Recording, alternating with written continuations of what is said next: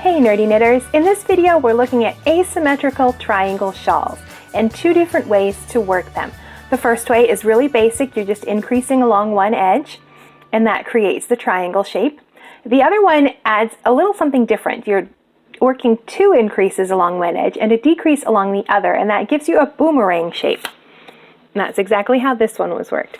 So we're going to look at both of those construction methods today. Before we do that, I just want to say, hey, I'm Tanya. I'm a certified knitting instructor and a knitwear designer with the goal of helping you become a confident, adventurous knitter. And in this video, that means understanding how asymmetrical triangle shawls are constructed.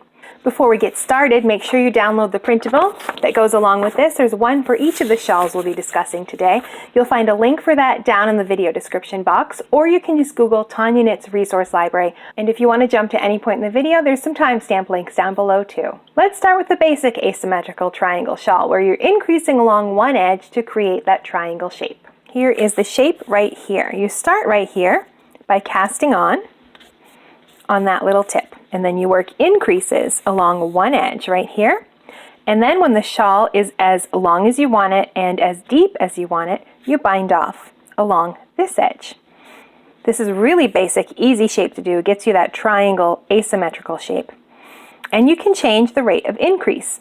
The sample I worked here, I increased on every other right side row, so it doesn't get as deep. If you wanted it really deep, you could increase on every right side row, even every row. But it's really simple to follow. This shawl is worked in this method. I started right here along this edge, and you can see this one has an added lace border added to it. But the increases were worked right along this edge until I got to the full depth of the shawl. So this was a tip to tip. That's where it starts, right here. Increase along one side, you get a flat edge for your neck right there. And you can add borders and lace and lots of different things. But the most basic one, that's all you do. You just increase right along the edge. So you cast on 3 stitches to start, and I've got 3 here. Then our setup row tells us to knit 1, increase, and knit 2. I'll just work a yarn over for my increase and knit 2. And that's our first row. So once we've worked our setup row, we're on our wrong side row and we have to decide what our background stitch will be. We could just work in garter stitch, so we would knit on our wrong side rows as well. If we wanted stockinette stitch, then we would purl on our wrong side rows. But stockinette tends to curl, so we need to work some kind of a border like I did here in the sample. So once you decide how many edge stitches you want, let's say you want 3 along each of those edges, you would continue knitting in garter stitch until you have 7 stitches. 3 stitches for each of your borders, and then a stitch that you can start working your stockinette in the middle. So let's do that now. We'll just continue knitting on the wrong side rows. And I want to close up that yarn over. I don't want the hole, so I'm just going to knit it through the back leg. Turn our work. And we have enough for one edge section, but we certainly don't have enough for the other. So we're going to keep working our right side rows. Knit 1, increase, and now we knit to the end of the row.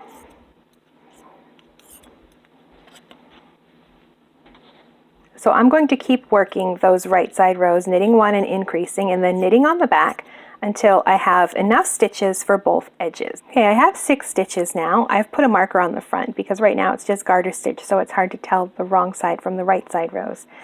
And I wanted 3 stitches for each of my edges. So now that I have that, I can start working a stockinette panel in the center.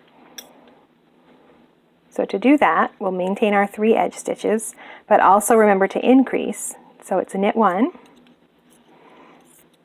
increase, and knit another one. Now there's my first 3 edge stitches, and I have 4 stitches here. So I know that's going to be a body stitch. And then there's my other 3 edge stitches. It doesn't change much on this side, but when I come back to them on the wrong side rows, I have to remember to purl this stitch in the middle so I can start getting that stockinette section. Purl that one and knit my other edge stitches, and I'm still knitting through the back loop to close up those yarn overs. There, and you would just continue doing that. Let's do another 2 rows. Our edge stitches, knit 1, increase, knit another. There's our 3, so now we can start knitting. We have 2 in the middle now, and our edge stitches. If it helps, you could use some markers. It's hard to use a marker along this edge because you'd always have to constantly be moving it because you're always increasing right there. But you could put one just near the edge and just keep moving it if that helps you to remember. But if you just remember how many edge stitches you're working, and then switch to your other stitch pattern. Oh, 3 edge stitches right there. There we go. And you can see the shawl is starting to form, just like our little sample here. We started along this tip, and we're increasing along this edge. And I could just continue doing this until it's as large as I want it, and then bind it off on that edge. And I have some instructions here too. If you want to change the triangle, you would change your rate of increase. In this sample, I worked them every other right side row. So it's a gradual increase. On this one, I was working it every right side row. So it's going to be a deeper triangle. And if, like the shawl, you wanted to add some edge stitches as well, you would cast on for those.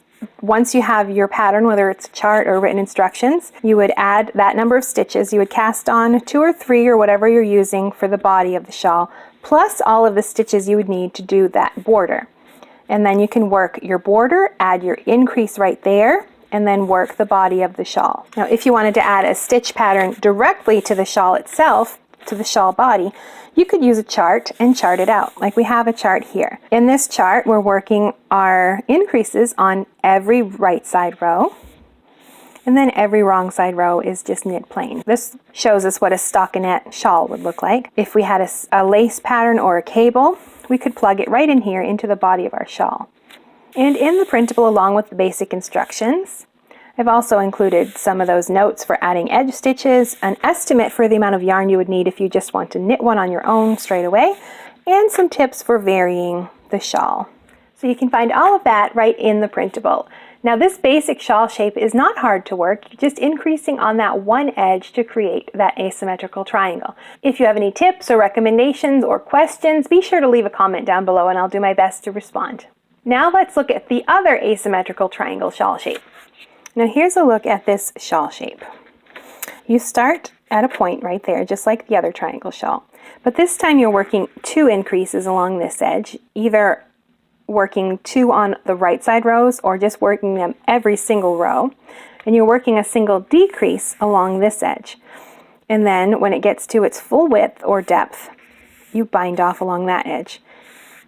This is the same thing, but it just runs in the other direction. I started here, I increased along this edge and decreased along this one, and then bound off over here, and it gives us that slight boomerang right there. So let's follow the basic instructions. I've cast on 3, and our setup row tells us to knit 1 and then work a double increase. I'm going to use KFBF, which means knit front and back and front again, and that takes 1 stitch and turns it into 3. Ooh, it's a bit difficult with this bulky yarn. And then knit our final stitch. And that's our setup row. We're just starting our increases already. And then we can decide on the wrong side rows. If we want to knit to the end, we would have a garter stitch because we'd be knitting every row. Or if we decided to purl, we would have a stockinette stitch. But you would want to add a border.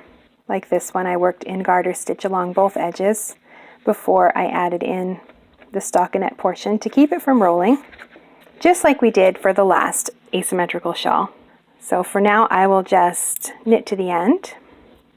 Okay, and then we get to our right side row, and this is what our right side row is going to look like every time.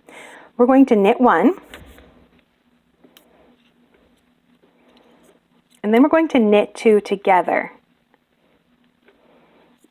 That gives us this edge right here. And then we are going to knit to the last 2 stitches. At this point, I only have 2 stitches. but if I had more, I would knit until I got to these two, and then I would do that double increase again. So knit front, back, and front again. So we're taking one stitch, turning it into 3, and then knit our final stitch. So what's happening here is we worked 2 stitches together on this side, and we created 2 over here. So one of those is sort of canceled out. We're still increasing along here, but that decrease cancels out that second increase. But because we're doing all of those increases along that edge, we'll get that boomerang shape right there. So then you just repeat those 2 rows. Let me work another wrong side row. Okay, so we're back on the front. I'm going to knit 1, knit 2 together, knit to my last 2 stitches, and then work that double increase right there. Knit front, back, and front again, and knit the final one. And that's all you have to do. And at this point, if I wanted to, I have enough edge stitches that I could start working in stockinette right there. But you can see what's happening already. Our shape right here. We're getting that decrease line is right here.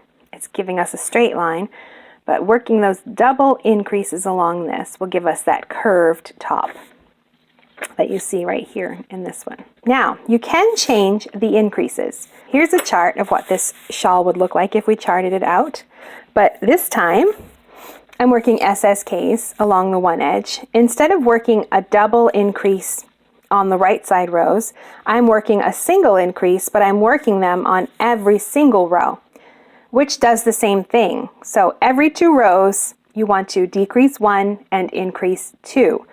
However you do that, you can do them like I did in the sample by working a double increase, or you can just work a single increase every row. So now you can see how to work this boomerang shawl by working a double increase or single increases on every row. There's 2 different ways to work it. So be sure to grab that printable. It also has some tips on adding some variety or some stitch patterns. Now they're very basic patterns, but they do show you the construction, how this shawl is shaped. But if you want to see that in action, I've linked a video here that shows 10 of these boomerang shawls. This is a really popular construction method. I had to narrow it down to just 10, and you'll find them in this video. And if you like to get nerdy with your knitting, be sure to subscribe.